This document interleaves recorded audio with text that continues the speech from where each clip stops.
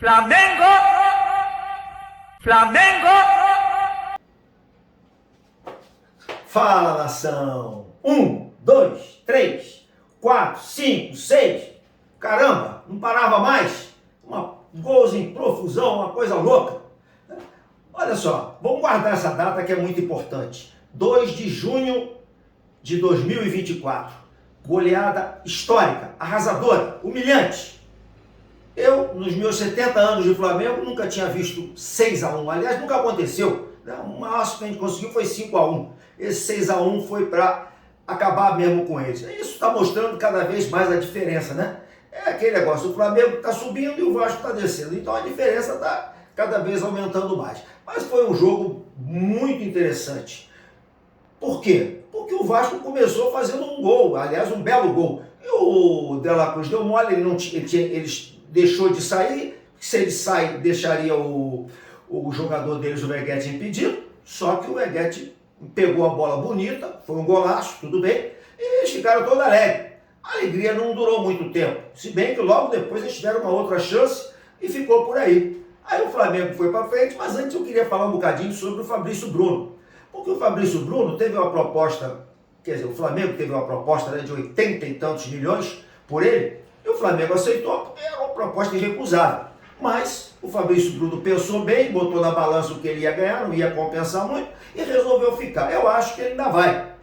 Eu coloquei lá no meu grupo, lá no grupo que eu participo, que foram ouvidas minhas preces. Eu sou fã do Fabrício Bruno, jogador que é bom por cima, por baixo. Quando ele está marcando alguém, eu fico tranquilo. Eu falei, pô, ali tá coisa boa, porque é um jogador, para mim, excelente. Tem gente que acha que foi uma pena perder esse dinheiro. O Flamengo não está aqui para ganhar dinheiro, porque se vende o Fabrício Bruno por 80 e pouco, vai ter que comprar outro. E para comprar outro nível dele, vai ter que gastar muito dinheiro também. Para quê? Se o cara está dando certo. Mas vamos aguardar, eu acho que foi uma boa o Fabrício continuar. Agora, o que está jogando Cebolinha é brincadeira, né? Que o Dorival deve estar pensando, pô, esse cara tinha que estar aqui, né? Porque o Cebolinha está acabando. O De La Cruz, todo o jogo. Agora, a grande, vamos dizer assim, recuperação do jogo foi o Arrascaeta. O Arrascaeta fez uma partida espetacular, né? Foi toda hora ele fazia boa jogada de cá, de lá. Então, ele foi um jogador diferenciado no jogo. Aliás, o Flamengo todo jogou bem, mas o Vasco tomou de 4-1 do Criciúma.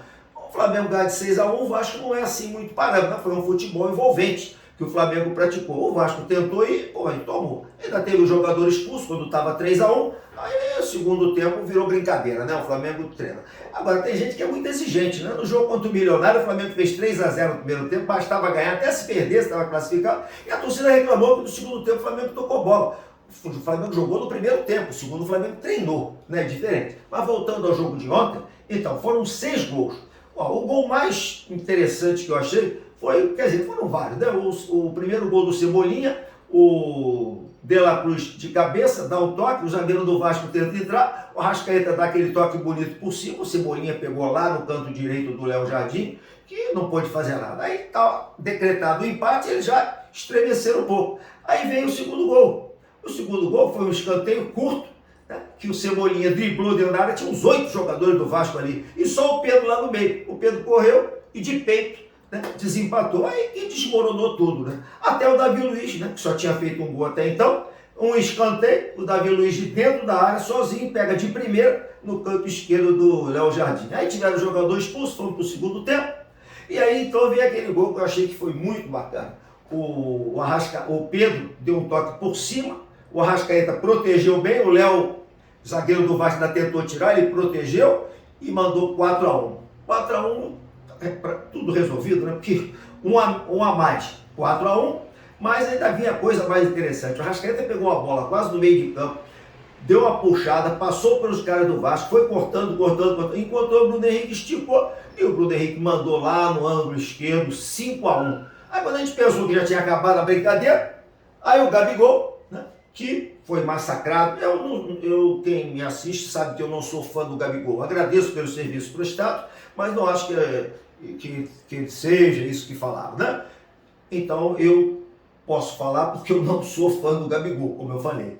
Agora, eu também achei que massacrar ele por causa daquele negócio de botar a camisa do Corinthians, acho que aquilo foi um absurdo. Ele deu sorte, porque depois daquilo o Flamengo vem ganhando. E o Flamengo ganhando, né, a torcida se dividiu, alguns tentaram vaiar, aí o sexto gol saiu diretamente de quem? Do Gabigol, né? Uma bola que, aliás, foi um toque do Luiz Araújo muito interessante de calcanhar, pegou o Wesley, que cruzou, o zagueiro do Vasco não chegou na bola, e o Gabigol chegou primeiro e decretou o 6-1, que foi a vitória maiúscula, né? Que nunca tinha acontecido.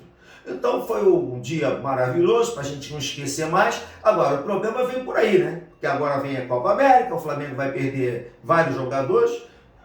Tudo bem que tem os reservas à altura. O Vina nem é titular. O titular é o Ayrton Lucas, que vai voltar, está machucado e tal, mas tem que voltar, né? O Varela também não é lá essas coisas, né?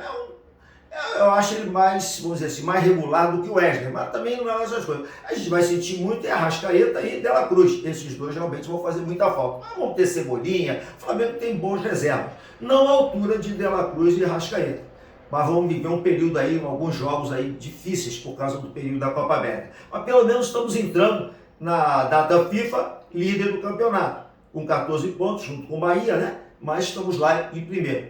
Vamos ver o que vem por aí, vamos aguardar. E vamos aguardar também o sorteio, né? Tem o sorteio da Libertadores amanhã, segunda-feira. Tem o sorteio da Libertadores às 13 horas. Vamos ver que grupo que a gente vai ficar, né? E Libertadores, depois Copa do Brasil ainda falta um pouco também. E o próximo jogo nosso agora é na quinta, sem ser essa outra. Essa quinta agora é outra. Contra o Grêmio no Maracanã. O Grêmio já deve estar com as barbas de molho, né? Porque está meio assustado, né? Já perdeu de 2-0 no último jogo, mas futebol é futebol. Então vamos esperar um bocadinho. Sorteio da Libertadores segunda-feira. E saudações rubro-negras.